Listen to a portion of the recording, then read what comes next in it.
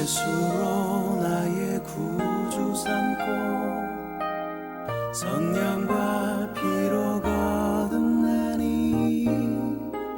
이 세상에서 내 영혼이 하늘의 영광 누리도다. 오늘 목요 예배 메시지 제목은 교회가 누려야 할 신앙의 10가지 발판입니다. 성경 말씀 함께 확인해 보겠습니다. 고린도후서 15장 58절 말씀입니다. 그러므로 내 사랑하는 형제들아, 견실하며 흔들리지 말고 항상 주의 일에 더욱 힘쓰는 자들이 되라. 이는 너희 수고가 주 안에서 헛되지 않은 줄 알미라. 아멘. 교회가 누려야 할 10가지 신앙의 발판이 무엇일까요? 오늘 이 내용을 우리에게 적용해 보는 시간 가졌으면 좋겠습니다. 먼저 신앙의 10가지 발판 전체적인 큰 주제를 알아야 되겠죠. 10가지 전체적인 주제를 한번 확인해 보겠습니다. 첫 번째, 하나님의 주권입니다. 둘째, 하나님의 방법입니다. 셋째, 하나님의 역사입니다. 하나님은 교회와 구원받은 성도를 향하여 주권적인 방법으로 오늘도 일하고 계십니다. 네 번째, 하나님의 말씀은 하나님의 일하는 능력 중의 능력이요, 하나님이 일하시는 방법 중의 방법이죠. 자, 그래서 하나님은 말씀을 통하여 또 교회를 사용하여 현장을 변화시키십니다. 그리고 구원받은 저와 여러분은 하나님의 성전입니다. 여섯 번째입니다. 하나님은 그냥 우연히 갑자기 일하시는 법이 없습니다. 분명히 계획을 가지고 계십니다. 이 계획은 영원 전부터의 계획. 우리는 하루아침에나 몇 년 전이나 혹은 며칠 전에 계획을 정하죠. 하나님의 계획은 영원합니다. 영원 전부터 하나님은 완벽한 계획을 가지고 계십니다. 그리고 하나님은 그 계획으로 통치하십니다. 그리고 하나님은 그 계획 속에서 하나님의 성도와 교회를 당신의 섭리 속에 인도한다는 사실입니다. 그리고 모든 믿는 자나 믿지 않는 자나 하나님께서 예비해 두신 것이 바로 심판입니다.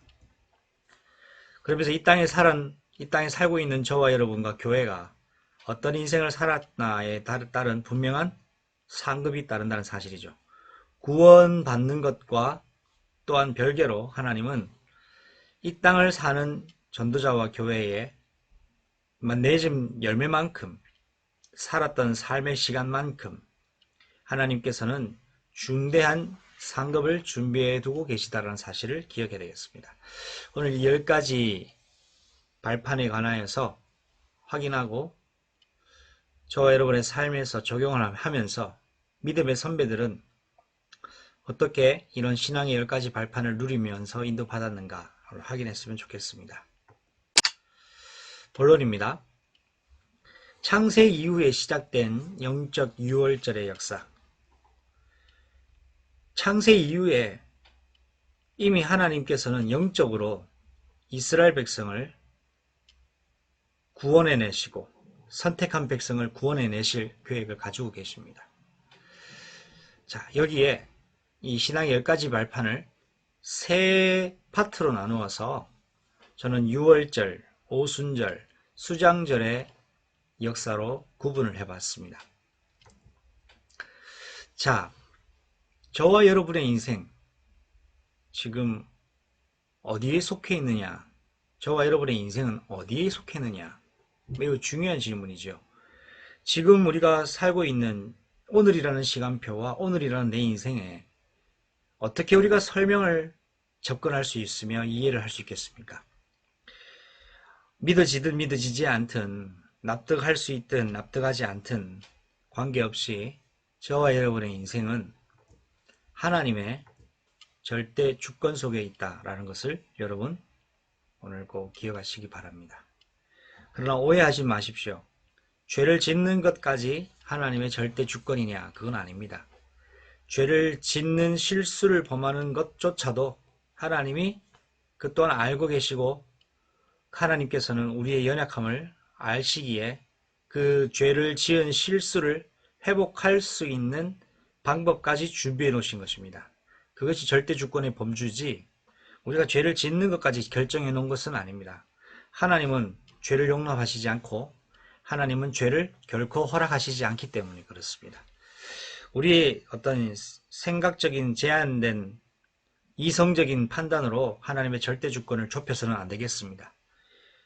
중요한 것은 저와 여러분의 인생, 오늘이라는 인생, 여러분의 인생의 생명의 시간표 모두가 하나님의 절대 주권 속에 있다라는 것입니다. 자, 이 하나님의 절대 주권 속에 있었던 성경의 몇 명의 인물을 한번 살펴볼까요? 아담입니다. 창세기 3장 10절에 아담이 죄를 범하고 벗은 줄 부끄러워하여 들어와 있다고 했습니다. 하나님 분명히 아담과 하와에게 말씀으로 죄를 범하지 말 것을 명령하셨습니다. 그런데 아담과 하와가 사단으로 말미암아 죄를 범하고 하나님을 떠나게 되었죠. 자, 실수한 것은 인간의 선택입니다. 실수할 수 있습니다. 하나님은 아담과 하와에게 말씀으로 미리 죄를 범하지 말라고 예고하셨지만 인간에게 있었던 그 자유의지를 사단에게 속아서 틀린 선택, 잘못된 선택을 하게 됨으로써 근본 문제에 영원한 죄와 저주와 재앙 속에 빠지게 됐다는 사실이죠. 여기에서 이 아담의 하와의 죄의 결과, 범죄의 결과가 영원히 멸망으로 끝나지 않는 것이 뭐냐 하니까 하나님께서 아담과 하와를 그 범죄한 실수에서 건져내실 것까지 하나님은 계획해 놓으신 겁니다. 범죄하는 것은 하나님의 계획이 아니었지만 인간이 하나님의 말씀과 관계없이 죄를 범하였고 하나님을 떠났지만 떠난 그 인간을 다시금 회복시키시는 그 하나님의 섭리가 바로 하나님의 절대 주권이라는 사실이죠. 여러분의 인생이 실수가 있고 연약함이 있다 할지라도 그 실수와 연약함조차 하나님께서는 알고 계시고 거기에서 벗어날 하나님의 특별한 방법을 준비해 놓았다는 사실입니다. 두 번째는 아브라함입니다. 아브라함은 창세기 12장 13절 말씀에 실수를 합니다. 자기가 애굽 땅에 건너가서 이제 어떻게든 잘 살아남기 위한 선택을 한 것이죠. 말씀 따라 가다가 기근을 보자 애굽 땅으로 갔습니다. 하나님은 애굽 땅에 가라고 명령하신 적이 없는데 이 본인 스스로가 실수로 일단 사람들이 많고 발전된 애굽에 가면 살아남을 수 있지 않을까 해서 간 겁니다. 자, 거기 가니까 이 잘못해서는 아내가 빼앗기게 됐단 말이죠. 아내를 빼앗는 방법이 남편인 아브라함을 죽여버리고 그 아내를 취하는 방법이 있습니다. 그러나 아내가 혹 빼앗기는 경우가 있다 할지라도 아브라함 자신의 목숨을 유지할 수 있는 방법 하나가 거짓말하는 것이죠. 이 아내, 그러니까 사라의 오빠라고 하면 목숨은 부지할 수가 있는 겁니다. 그래서 거짓말을 합니다. 아브라함은 말씀에 지시하는 방향으로 가다가 틀린 길로 갔습니다. 자, 틀린 길로 가면 망해야 되는데 하나님이 잘못된 길을 갔을 때 하나님이 선택한 아브라함에게 다시 되돌아올 수 있도록 하나님이 일을 하셨어요. 아비멜렉에게 나타나셔서 이 아브라함이 거짓말했다는 사실을 또 알게 되었고 아비멜렉이 아브라함의 아내 사레를 이제 자기 아내를 삼으려고 데려갔죠. 아브라함은 살아남기 위해 거짓말합니다. 자기의 누이라고. 그런데 이런 아브라함의 생각과 거짓말과 관계없이 하나님은 아브라함을 위하여 일을 하셨습니다. 애굽의 왕에게 나타나셔서 그 여인에게 손대지 말라고 말씀하시고 아브라함의 실수를 수습하십니다. 아브라함은 실수했지만 하나님은 이 아브라함의 실수를 당신의 섭리로 다시금 돌아오도록 일을 하셨죠. 실수가 하나님의 절대 주권을 넘어갈 수도 이길 수는 없다라는 사실입니다. 세 번째는 요나입니다. 요나는 니느웨에 가서 하나님의 복음을 선포하라는 명령을 전해 받습니다. 하나님께 이 미션을 전달받죠. 그런데 니느웨는 이스라엘의 원수 국가였습니다. 니느웨에 가고 싶지도 않았고 니느웨 사람들은 죽어 마땅할 죄인들인데 복음 받아서는 안 되는 사람들입니다. 니느웨 사람들은 말이죠. 적어도 이스라엘 민족들과 요나의 입장에서는 그랬습니다. 그런데 하나님은 이 요나에게 니느웨에 가서 죽어 마땅한 그 사람들에게 가서 복음 전해라는 겁니다. 복음을 전해서 이 사람들 구원해라는 것이죠. 요나는 갈등과 딜레마에 빠질 수밖에 없습니다. 죄로 마땅히 죽어야 될 저 니느웨에 내가 왜 이 복음을 전달해서 저 사람들을 살려야 되느냐. 하나님의 의도도 납득이 되지 않았고 본인은 더더군다나 니느웨에 가서 복음 전달하는 것이 정말 할 수 없었던 일이었죠. 그래서 마침내 니느웨와 반대 방향으로 가기 위하여 가는 곳이 다시스였습니다.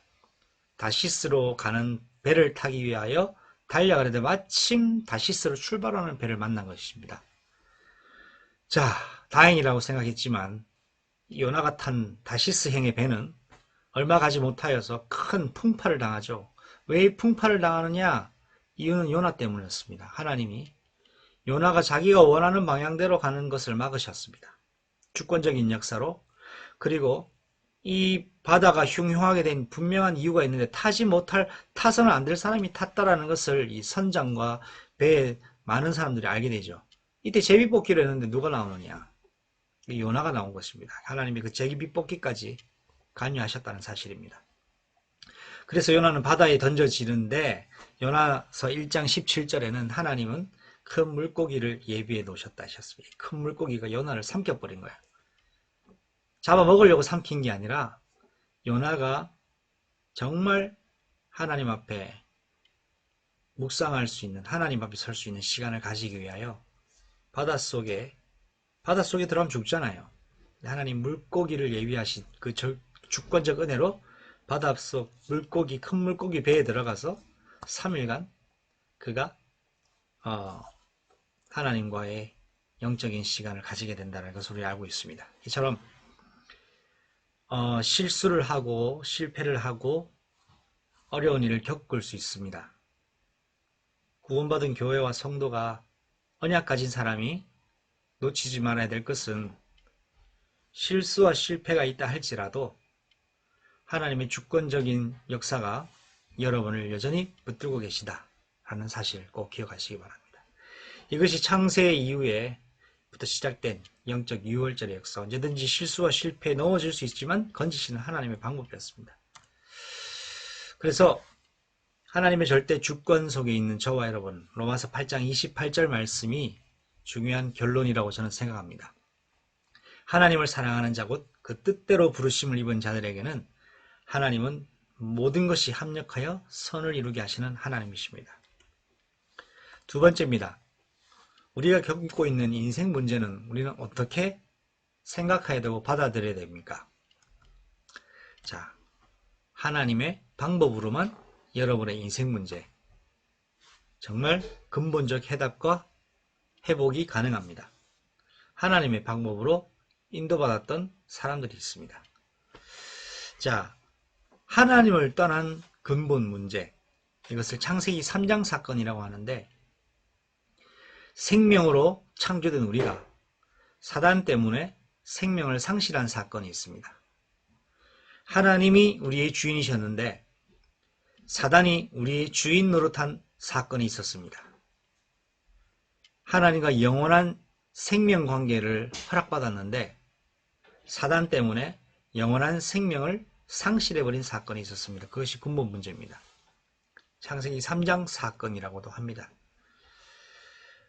경제 문제인 것 같고 건강 문제인 것 같고 성공과 실패의 문제인 것 같고 인간관계 문제인 것 같은데 아닙니다. 문제 중에 문제들 중에 근본적 뿌리 같은 문제가 있습니다. 하나님께로 창조받은 인간이 하나님을 떠나 시작된 문제.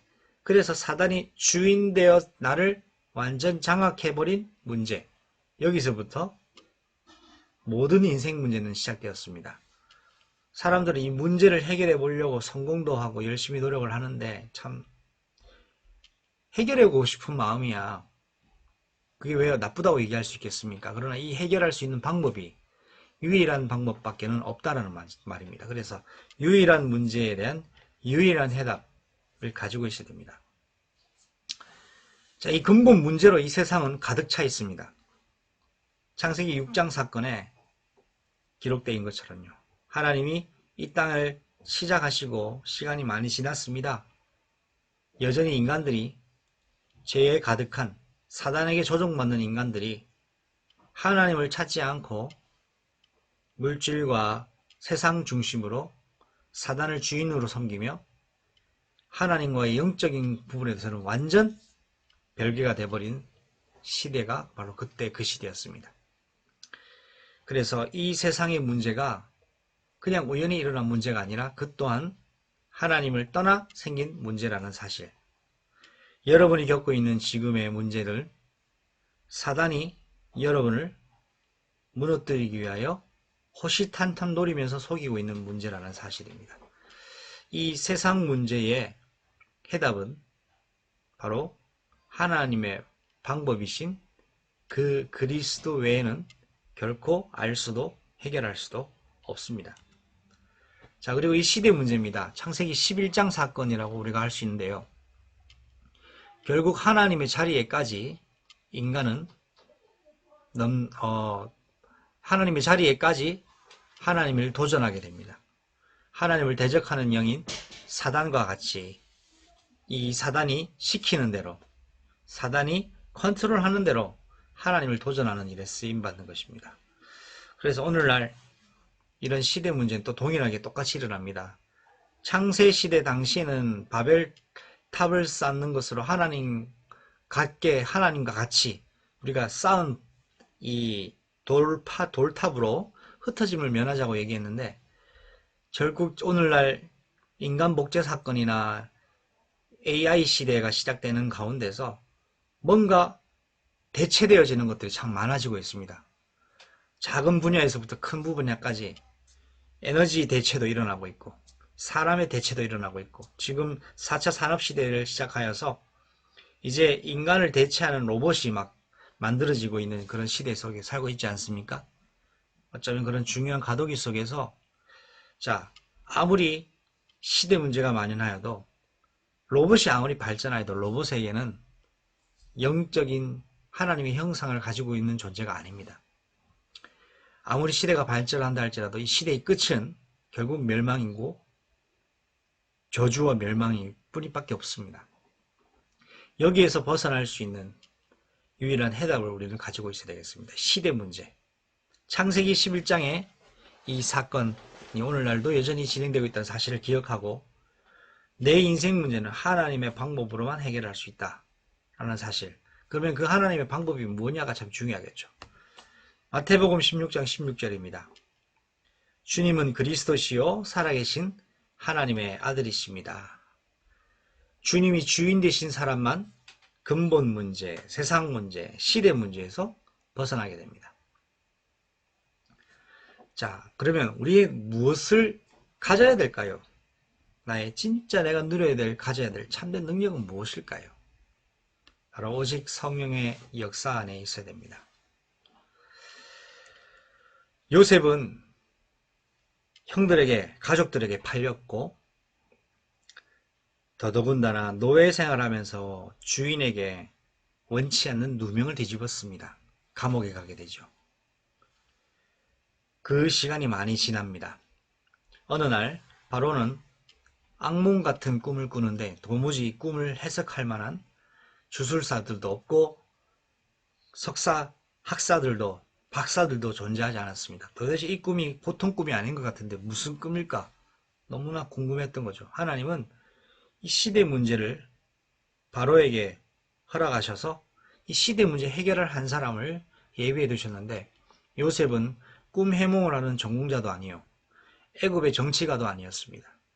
그저 원치 않게 버림받은 팔려나간 어떤 히브리의 한 사람이었어 청년일 뿐이었는데 하나님은 성령으로 충만한 이 요셉 한 사람으로 하나님의 능력을 절대 강대자, 강국 지도자인 바로왕 앞에 세우셔서 하나님의 능력을 설명하셨습니다. 두 번째는 다윗입니다. 이스라엘의 두 번째 임금이죠.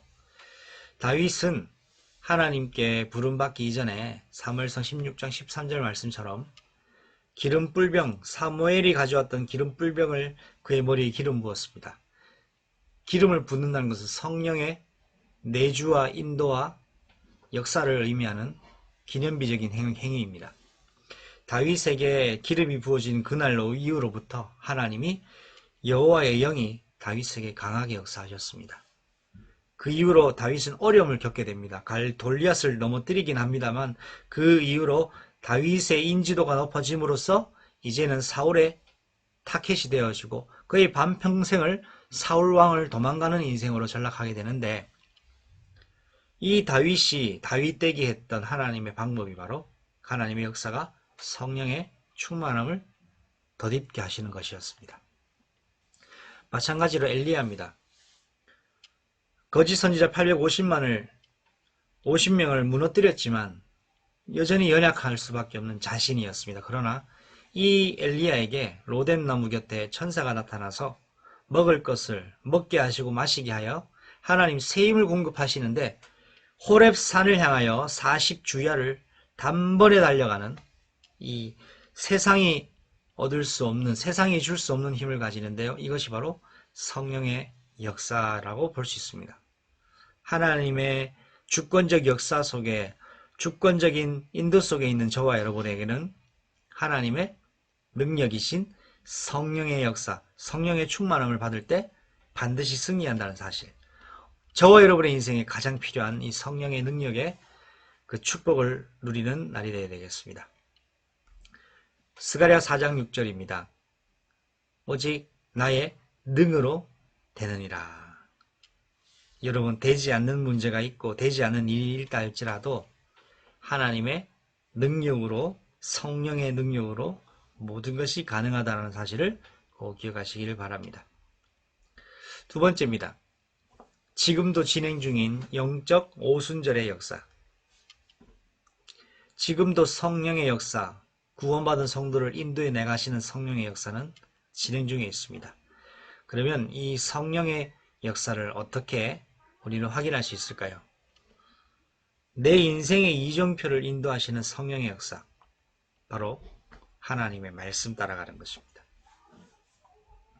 여러분의 인생이 어디로 가야 될 것인가, 무엇을 해야 될 것인가, 누구를 만나야 될 것인가, 말씀 이정표 따라가면 100% 응답받습니다.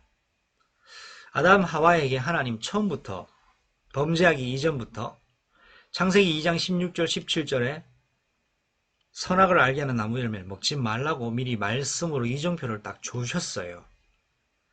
말씀 이정표를 주셨는데도 불구하고 속았단 말이죠. 왜 속았냐? 이정표를 놓쳐버렸으니까.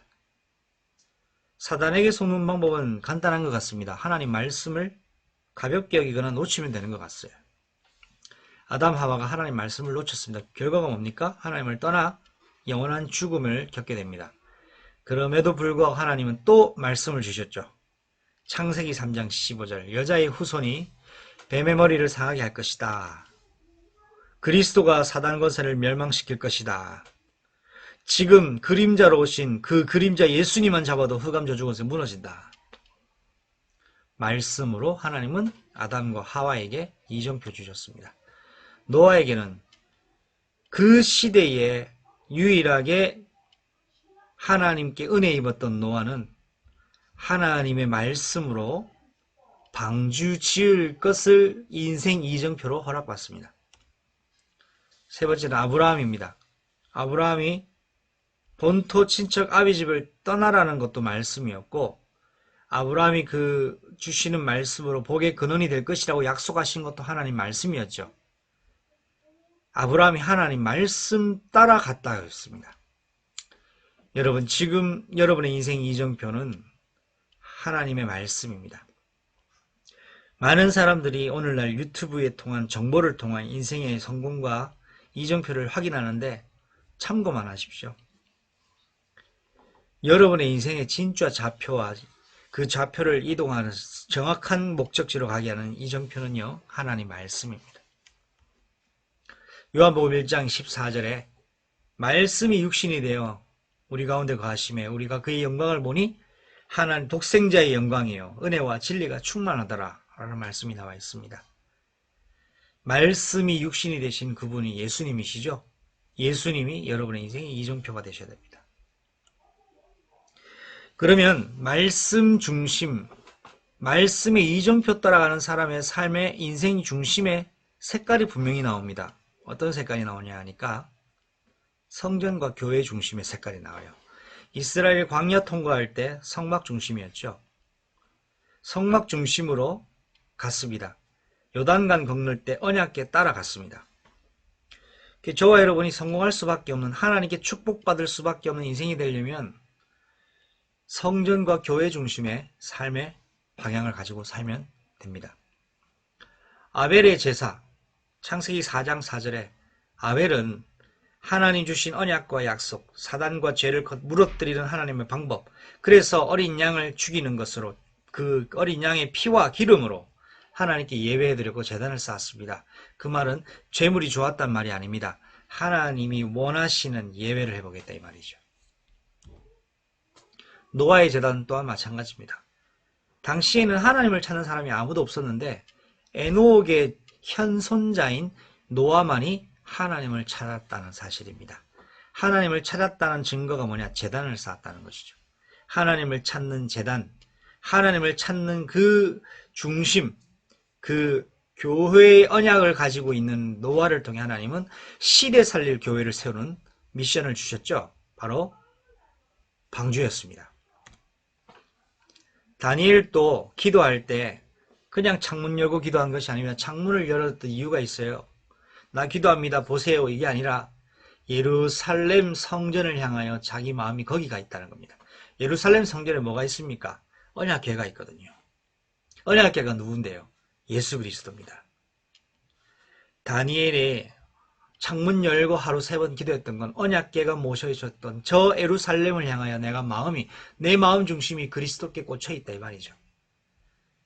여러분, 오순절의 역사 속에 들어가려면 이처럼 오늘이 아벨의 제사, 노아의 제단, 다니엘의 기도의 단 같은 응답이 있어야 됩니다. 그래서 교회는 어떤 의미가 있느냐? 마태복음 16장 18절에 음부의 권세가 이기지 못하는 것이 교회입니다. 자, 그러면 오늘 나의 인생 현장은 우리가 어떻게 생각을 해야 되겠습니까? 지금 내가 겪고 있는 인생 현장 쉽지 않으시죠? 지금 쉽지 않은 인생 시간표를 우리가 살고 있습니다. 자, 어떻게 우리는 이 인생 시간표를 확인해야 될까요? 나의 선교지입니다. 아니, 이런 지옥 같은 곳이 내 선교지란 말입니까? 그렇습니다. 왜요? 하나님의 절대 주권이기 때문에요. 어떻게 이런 지옥 같은 곳을 선교지로 인도받을 수 있습니까? 하나님의 방법으로만 가능합니다. 예수 그리스도. 그러면 나는 힘이 없는데요. 그래서 하나님의 능력이 필요한 것이죠. 성령의 능력. 그러면 성령의 능력을 덧입으려면 어떻게 해야 됩니까? 하나님의 말씀으로. 하나님 말씀 가진 저와 여러분이 교회가 되는 것입니다. 이 교회가 가는 곳마다 그 현장은 지옥 같은 사각지대가 할지라도 선교지입니다. 요셉이 원치 않게 애굽을 갔습니다. 그런데 하나님은 요셉을 애굽 선교지로 보내신 것입니다. 모세도 원치 않게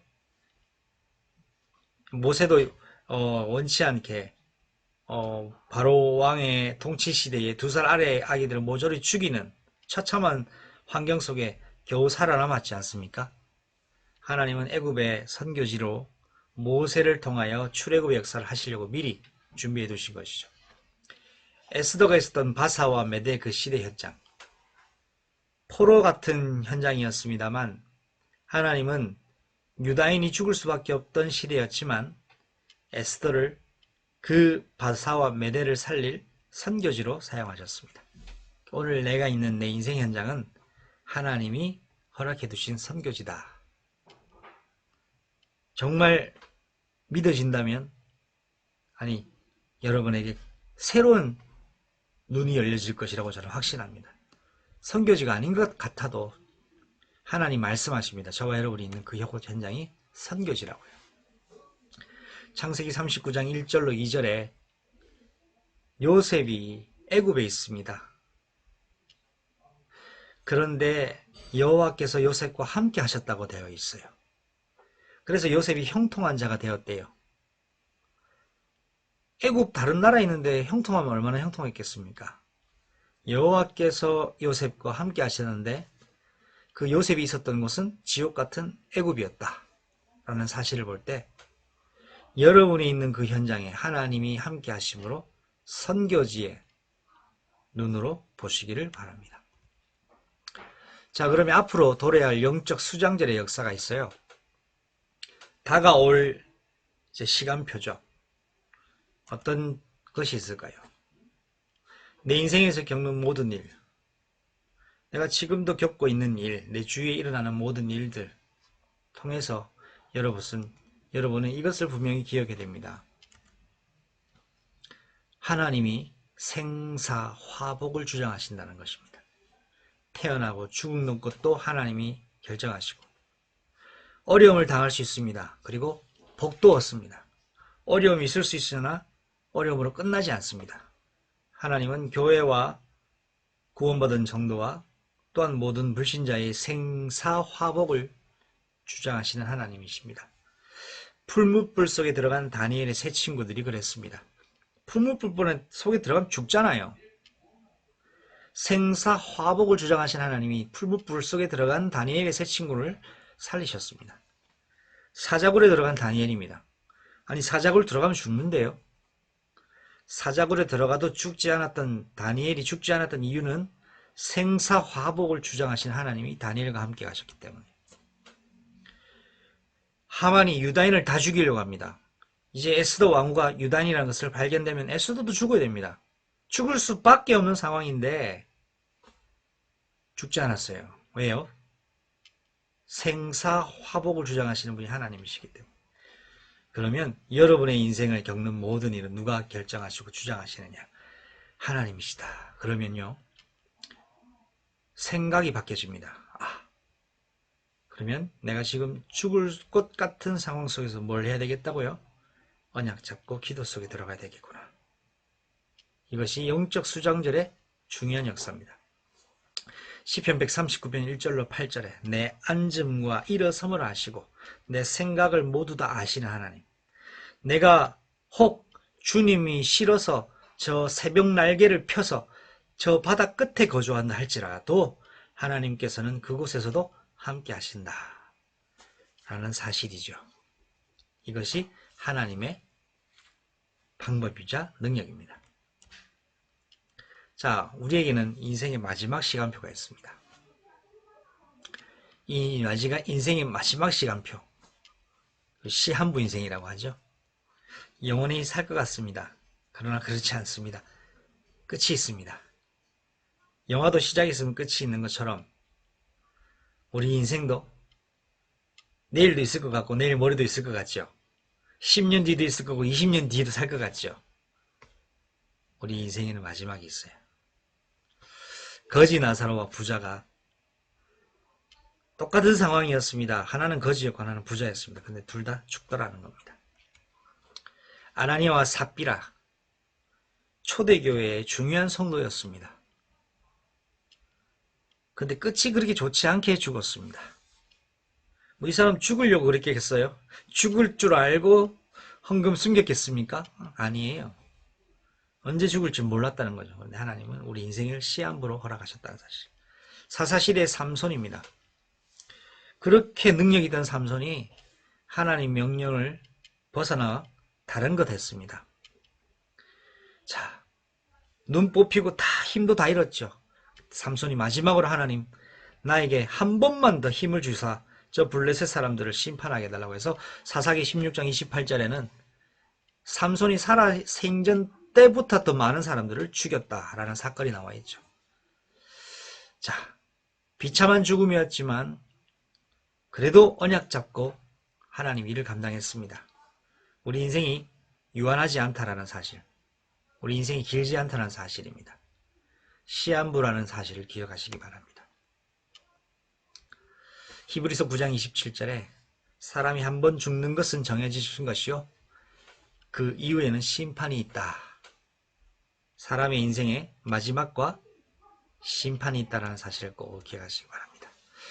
자, 그러면 내 인생의 결산의 때, 인생의 결산의 때가 있습니다. 내 인생을 총평가하는 때가 있단 말이죠. 다음 세대와 다음 세대, 다음 세상, 천국과 지옥, 그리고 그에 대한 열매는 분명히 모든 사람도 알게 되고 그리스도도 알고 계시고 확인하는 때가 옵니다. 걸어 좁은 문으로 들어간 인생이 되어야 됩니다. 좁은 길로 가라. 많은 사람이 넓은 길로 가지만 그것은 멸망의 길입니다. 좁은 길 가는 인생 되시기 바랍니다. 사도 바울의 인생 여정이 그렇습니다. 나의 달려갈 길과 주 예수께 받은 사명 곧 그 은혜의 복음을 전하는 일에, 이 생명의 은혜의 복음을 전하는 일에 내 생명을 조금도 귀한 것으로 여기지 아니하노라 했습니다. 그리고 모래 위에 집을 짓는 사람이 있는 반면 영원한 반석 위에 집을 짓는 사람이 있습니다. 오늘을 살면서 우리는 영원한 것을 위하여 추구하고 열매 맺는 인생으로 인도받아야 되겠습니다. 갈라디아서 6장 8절 말씀이죠. 육체를 위하여 심는 자는 그 육체대로 거두게 되고 성령을 위하여 심는 자는 성령의 그 뜻대로 성령의 요구대로 구하는 인생을 살게 됩니다. 결론입니다. 신앙 10가지 발판의 마지막 내용이죠. 전도자에게는 영원한 상급이 있습니다. 오늘 어렵고 쉽지 않지만 저와 여러분은 전도자의 영원한 상급을 추구하며 살아야 되겠습니다. 전도자의 영원한 상급을 추구하며 살기 위하여 여러분 3가지 질문 오늘부터 꼭 간직하시기 바랍니다. 예수님이 이 땅에 오신 이유가 무엇인가? 꼭 질문해 보십시오. 이 땅에 오신 이유가 여러분의 삶과 접목이 되어야 됩니다. 예수님이 이 땅에서 행하신 일이 무엇인가? 이 내용이 여러분하고 맞아져야 됩니다. 여러분이 예수님이 행하시는 그 일을 오늘도 하고 있어야 됩니다. 예수님 마지막 명령이 뭔가? 나는 그 예수님 마지막 명령이 내 인생 최고 가치인가? 이 3가지에 대한 삶의 방향대로 여러분 살면 반드시 영원한 상급이 준비되어 있습니다. 빌립보서 3장 14절 말씀 우리 읽고 마무리하겠습니다. 표대를 향하여 그리스도 예수 안에 하나님의 위에서 부르신 부름의 상을 향하여 달려가노라. 아멘. 오늘 신앙의 발판 10가지를 살펴봤는데요. 여러분의 신앙의 여정과 그 신앙의 영적 마라톤의 삶 속에서 혹 어려움 속에 유리방황하는 시간표 속에 있는 많은 전도자들 있다면 오늘 말씀으로 신앙의 10가지 발판으로 큰 위로와 새로운 회복의 시작되기를 바랍니다. 기도하시겠습니다. 하나님 감사합니다. 신앙의 10가지 발판이 교회가 누려질 중요한 근본 내용으로 확인되어지고 전도자들에게 하나님 다시 한번 숙지되어져서 우리의 삶이 하나님께 성령 인도받는데 다시 교정받고 전심전력할 수 있도록 세임을 주옵소서. 지금은 만왕의 왕이 되시며 만주의 주가 되신 우리 주 예수 그리스도의 은혜와 하나님의 크고 놀라운 영원한 사랑하심과 성령 하나님의 내주인도 교통하심이 지금부터 전도자의 상급을 사모하며 달려가는 자들 머리 위에 지금부터 영원토록 항상 함께 계실지어다. 아멘. 주 예수여 오시옵소서.